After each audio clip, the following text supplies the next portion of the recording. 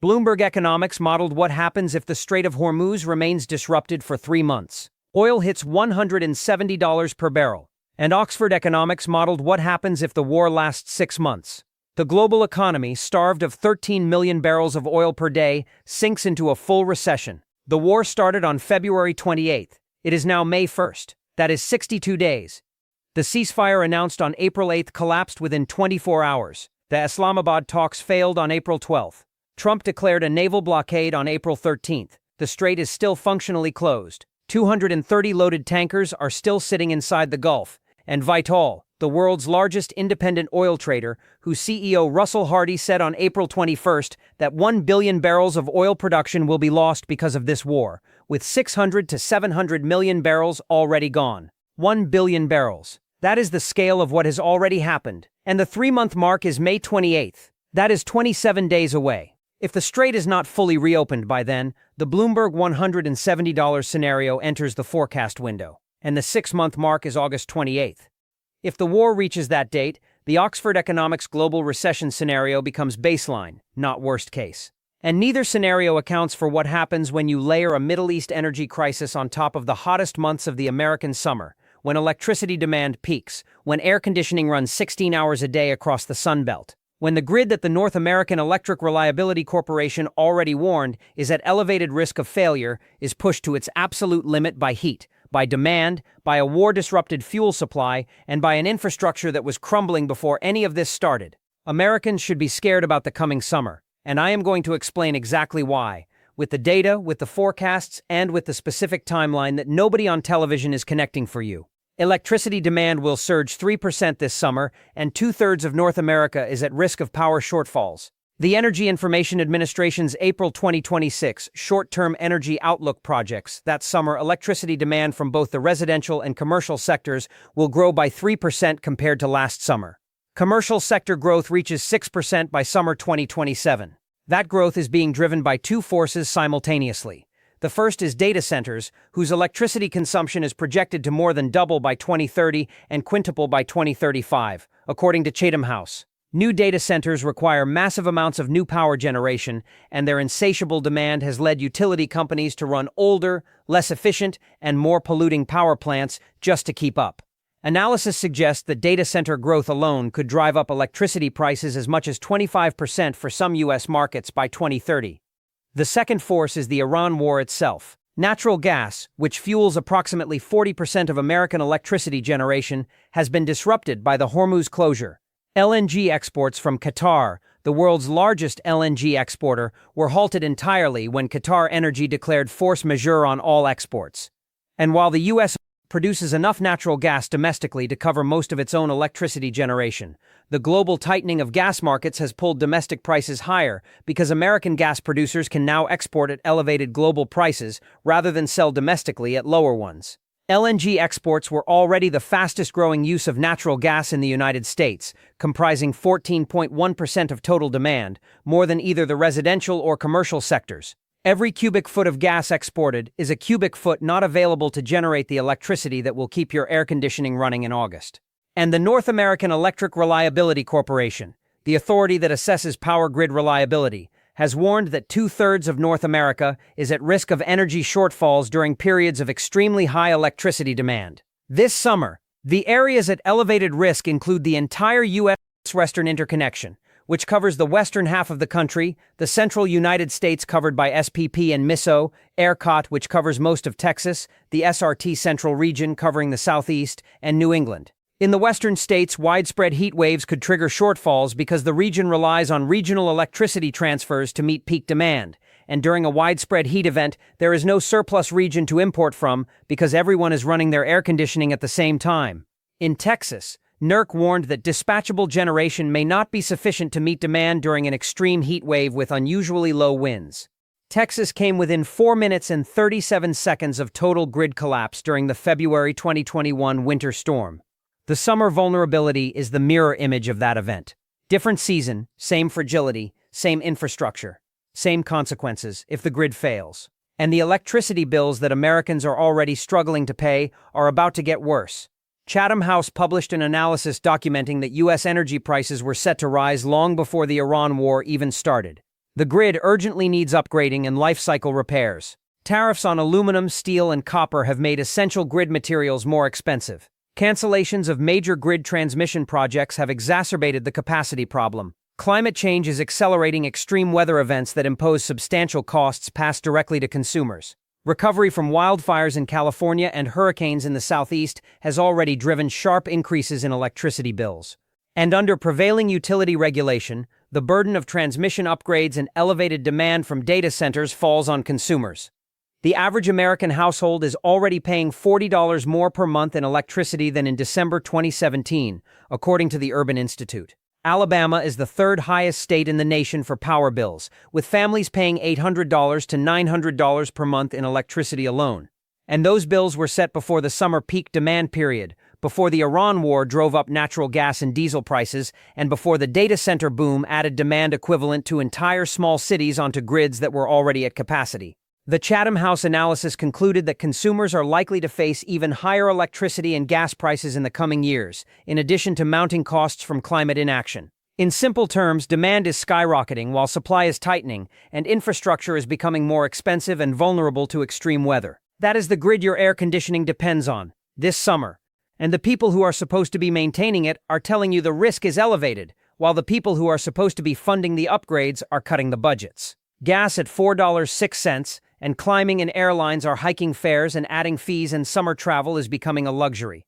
CBS News reported 4 days ago that the average cost for a gallon of gas in the United States was $4.06 according to AAA. That is up more than $1 per gallon from the pre-war level of $2.98, and even under the most optimistic scenario, modeled by Moody's chief economist Mark Zandi, gas could settle closer to $3.50 by the end of the year.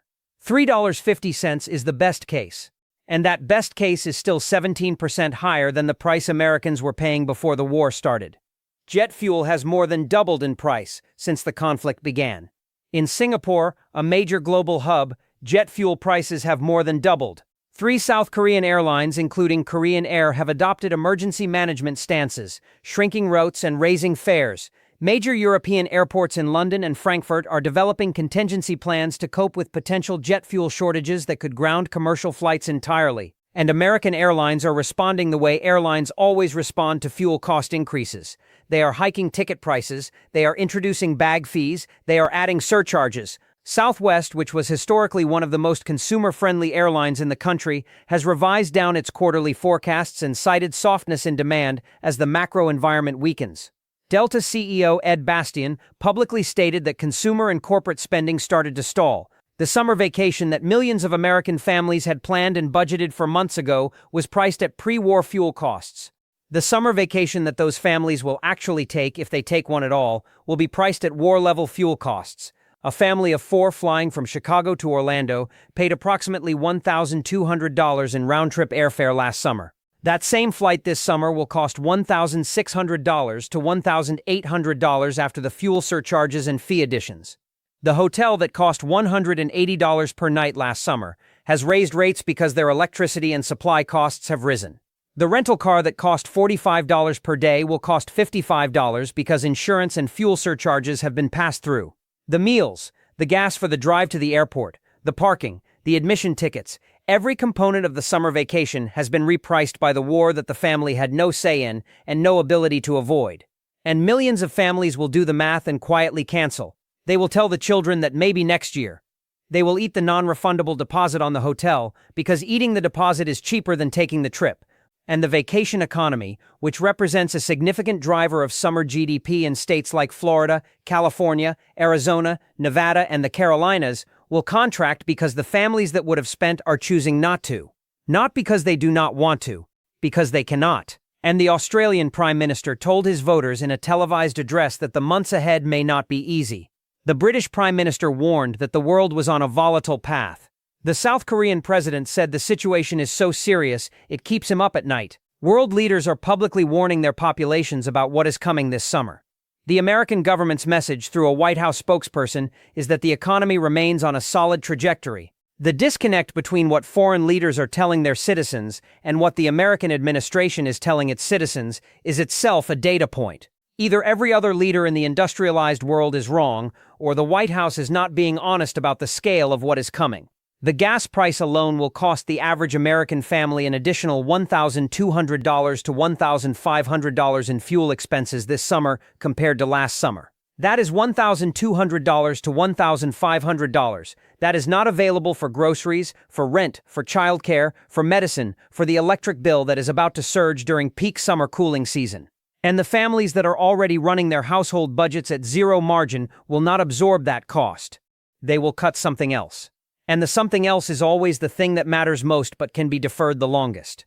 The dental appointment, the eye exam, the preventive care visit, the brake inspection on the car, the home repair that prevents the larger failure. Every deferred maintenance decision made this summer because of the gas price will generate a larger, more expensive crisis in the fall or winter when the deferred problem manifests.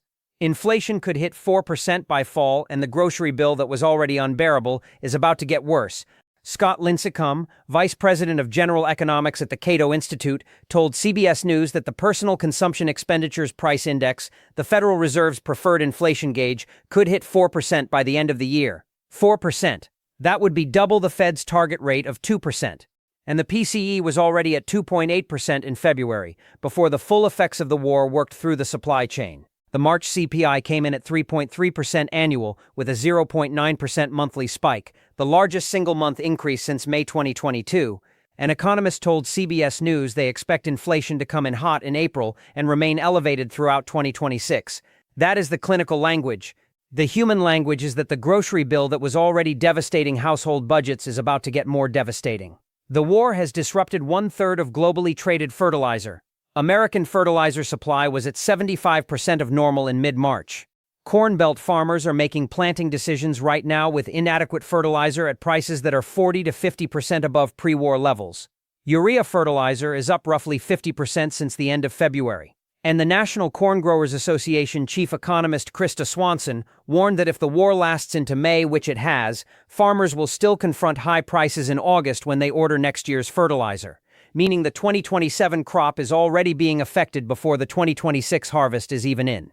Parthenon senior economist Lydia Bussour told CBS News that full normalization will still take time, especially when it comes to supply chains and energy capacity, and described the lingering impacts of the war as something that will outlast the fighting itself. The war could end tomorrow, and the food price increases that the war set in motion would continue for 6 to 12 months because supply chains do not reverse on a dime. The fertilizer that was not applied in April cannot be retroactively applied in July. The corn that was not planted at optimal nitrogen levels cannot be replanted. The breeding stock that was sold because feed costs were unsustainable cannot be unsold. Every decision that the war forced farmers to make this spring is baked into the food supply for the next 12 to 24 months. And the grocery bill that arrives in July and August will reflect those decisions. Not the ceasefire, not the diplomatic talks, not the headlines. The planting decisions that were made in silence on farms across the Midwest while the evening news was covering something else entirely. And a Washington Post report confirmed that the war has created a systemic food supply vulnerability that extends beyond the current growing season.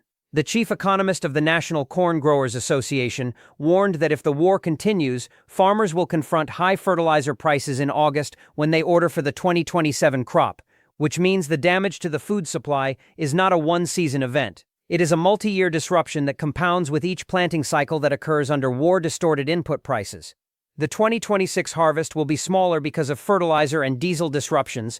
The 2027 harvest could be smaller still because farmers ordering fertilizer in August 2026 will face prices that discourage optimal application. And each successive smaller harvest tightens the grain supply that feeds livestock, which reduces the breeding herd, which reduces meat production for years beyond that. The food system operates on biological timescales that do not care about ceasefires or diplomatic negotiations. A corn plant needs nitrogen in April. A calf takes 18 months from conception to market. A dairy cow's milk production responds to feed quality within weeks. Of every one of these biological processes is being disrupted right now, in the spring of 2026, and the consequences will be on your dinner plate this summer, this fall, and into 2027. Regardless of what happens in the Strait of Hormuz between now and then. The decisions have been made. The seeds are in the ground or they are not. The fertilizer was applied or it was not. And the grocery store receipt that arrives in July will tell you which one it was. Aluminum and helium and semiconductors are all disrupted, and the shortages will hit products you use every day. most Americans have never thought about where aluminum comes from. The Gulf states produce approximately 9% of the world's aluminum supply.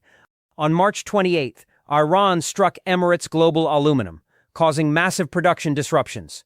The price of aluminum increased 8% in March alone. Aluminum is in everything: beverage cans, food packaging, automotive parts, construction materials, aircraft, electronics housings, window frames, HVAC systems. When aluminum becomes scarce and expensive, every product that contains it becomes scarce and expensive, and the disruption is not limited to aluminum. Tungsten, which is essential for semiconductors, photovoltaics, aerospace drilling, and high-precision manufacturing, surged over 50% in price in March and more than tripled since December 2025. China, which produces 80% of the world's tungsten, has restricted exports. A prolonged conflict in Iran could also lead to shortages of nitrogen beyond fertilizer applications, affecting industrial chemicals, pharmaceuticals, and electronics manufacturing. And helium, which is a byproduct of natural gas production, has been disrupted by the closure of the strait. The strait blocked roughly one-third of the global supply of helium. Helium is used in MRI machines, semiconductor fabrication, fiber optic manufacturing, and scientific research. When helium supply drops by a third, hospitals face higher costs for imaging, chip manufacturers face production delays, and the entire technology supply chain that depends on semiconductors feels the squeeze. And refrigerated shipping containers, the specialized equipment needed to transport perishable food across oceans, are trapped in the Gulf. Thousands of reefer containers that were sent to Gulf states loaded with food for Ramadan and Eid celebrations are stuck inside the blockade zone and cannot be returned to service. Lars Jensen, CEO of Vespucci Maritime in Copenhagen, warned that those containers are now needed in other parts of the world, where harvesting season is coming. Without them, perishable food from South America and Asia cannot reach global markets, including American grocery stores that depend on imported produce during the summer months, when domestic supply of certain fruits and vegetables is seasonally limited. The shortages are not theoretical. They are logistical, they are physical. Containers that are supposed to be carrying Chilean grapes and Brazilian oranges to American ports are sitting empty in the Persian Gulf behind a blockade that shows no sign of lifting. Summer childcare costs will crush working families, and 30 million children lose school meals in June. When school ends in June, working parents face two simultaneous crises that most economic forecasts never mention. The first is childcare. A child who was supervised for 8 hours per day at a public school that cost the parent nothing now requires 8 hours per day of paid supervision. The average cost of summer childcare in the United States exceeds $1,000 per month per child, according to Child Care Aware of America. For a family with 2 children, that is $2,000 per month in childcare costs that did not exist in May. Added to a household budget that was already failing before the war, before the gas price increase, before the grocery price increase, before the electricity bill increase. The second crisis is nutrition. 30 million children who receive free or reduced-price school meals during the academic year lose access to those meals when school closes. The USDA Summer Food Service Program was designed to fill that gap, but participation rates have historically reached only about 1 in 7 eligible children. The rest go home to refrigerators that their parents are struggling to fill. And the $500 million in food bank funding that was cut by the administration means the last resort safety net has been weakened at the exact moment it is needed most. WIC fruit and vegetable benefits for women and children face a $1.4 billion reduction in the proposed FY 2027 budget. SNAP benefits face the largest cut in program history, $295 billion over the next decade, with work requirements expanding to ages 55 to 64. The American Academy of Pediatrics has documented that childhood food insecurity during the summer months is associated with poor academic performance in the fall, behavioral problems, developmental delays, and long-term chronic disease risk. The damage done to a child's body and brain during a summer of inadequate nutrition compounds over years. And that damage is being inflicted on children whose parents are working full-time jobs that do not pay enough to cover the simultaneous costs of childcare, food, gasoline, electricity, rent, and insurance in an economy that has repriced every one of those categories upward by 25 to 80% since 2020. Hurricane season starts June 1st, and the government that is supposed to respond has been hollowed out. Atlantic hurricane season begins on June 1st and runs through November 30th. The National Oceanic and Atmospheric Administration has not yet released its 2026 seasonal forecast, but the past 3 hurricane seasons have produced above-average activity, and sea surface temperatures in the Atlantic remain elevated, which is the primary fuel source for tropical cyclone development. And the federal government's capacity to respond to a major hurricane has been diminished by the ongoing government restructuring. FEMA staffing has been reduced, federal agency budgets have been cut. The coordination infrastructure that links federal, state, and local emergency response has been disrupted by 43 days of government shutdown and subsequent staffing reductions. If a Category 4 hurricane strikes the Gulf Coast this summer, the response will be slower, the funding will be tighter, the coordination will be weaker, and the communities that are hit will be rebuilding in an economy where insurance premiums have already risen 55%, where building materials include aluminum and steel that are both subject to tariffs and war-driven supply constraints, and where the labor force that performs reconstruction is being depleted by immigration enforcement. And the energy infrastructure in the Gulf Coast region, which includes the largest concentration of refineries in the Western Hemisphere, is the same infrastructure that would be needed to process the fuel that keeps the American economy running. A hurricane that takes Gulf Coast refining capacity offline for even 2 weeks during a summer, when the Strait of Hormuz is already constraining global supply, would produce the most severe fuel shortage in the United States since the 1979 oil crisis. Colonial Pipeline, which carries 2.5 million barrels per day of gasoline, diesel, and jet fuel from Texas to the East Coast, runs directly through hurricane-vulnerable territory. A single pipeline disruption in 2021 from a ransomware attack emptied gas stations from Virginia to Florida in 48 hours. A hurricane-driven disruption during the current war-stressed energy market would be catastrophically worse. And the strategic reserves that were supposed to buffer against exactly this scenario have been drained to their lowest level since 1984. The SPR holds approximately 403 million barrels, down from 727 million at its peak. The backup plan has no backup. Every summer in America tests the capacity of the systems that keep people fed, cooled, hydrated, employed, and mobile. Electricity grids are tested by heat, food supply chains are tested by harvest, household budgets are tested by childcare costs and vacation spending and utility bills. Emergency response systems are tested by hurricanes and wildfires and floods. In a normal year, those systems have enough margin to absorb the stress. This is not a normal year. This is a year when every system is entering summer already depleted, already stressed, already operating at or near its failure threshold. The grid is at elevated risk before the first 100-degree day. The food supply chain is disrupted before the harvest begins. Household budgets are exhausted before the childcare bill arrives. The Strategic Petroleum Reserve is at a 40-year low before hurricane season starts. The federal emergency response apparatus has been hollowed out before the first storm forms.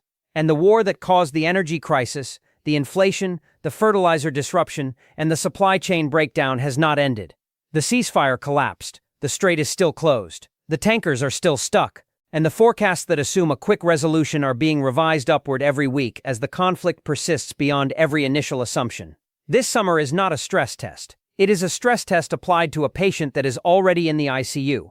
And the people running the hospital are telling you the patient is fine while every monitor in the room is alarming. The monitors are the data.